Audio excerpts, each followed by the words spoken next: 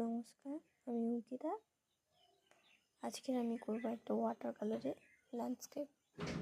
Water কালারের জন্য আমি ব্যবহার করছি A5 সাইজের পেপার ও আর্টিস্টিক ওয়াটার কালার।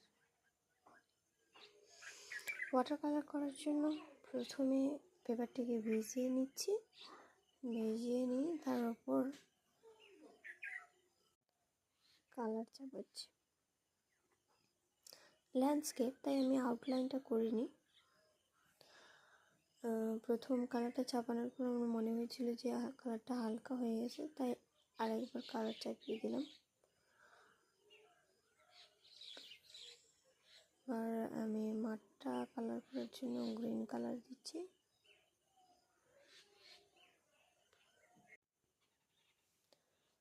কালার করার সময় সবসময় মাথায় রাখতে হবে যে একটা কালার শুকিয়ে যাওয়ার পর তারপর নেক্সট কালার চাপাতে হবে।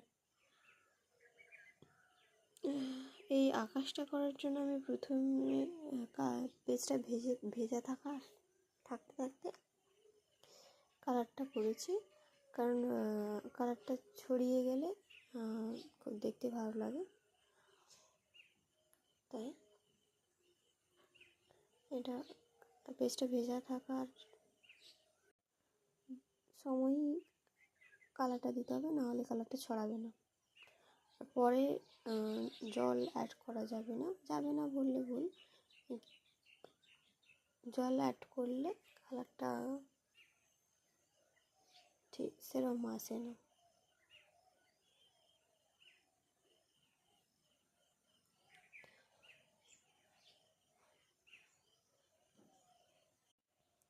পরে যদি তুমি আবার জল ছেড়ে করতে চাও তাহলে কালারটা ছোপ ছোপ হয়ে যায়,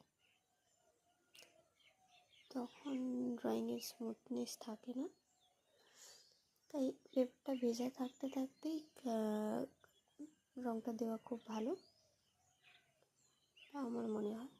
কিন্তু সেকেন্ড লেয়ার তুমি যখন দেবে তখন সবসময় মাথায় রাখতে হবে যে ফার্স্ট লেয়ারের কালারটা যাতে শুকিয়ে যায়।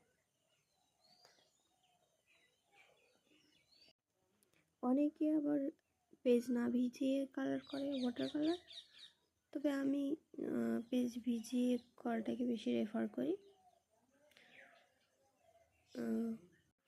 ওয়াটার কালারের সবসময় কালার কম থাকে আর ওয়াটারটা বেশি থাকে। কালারটাকে জলের সঙ্গে ভালো করে মিশিয়ে তারপর করতে হবে ওয়াশ পদ্ধতি, যেটা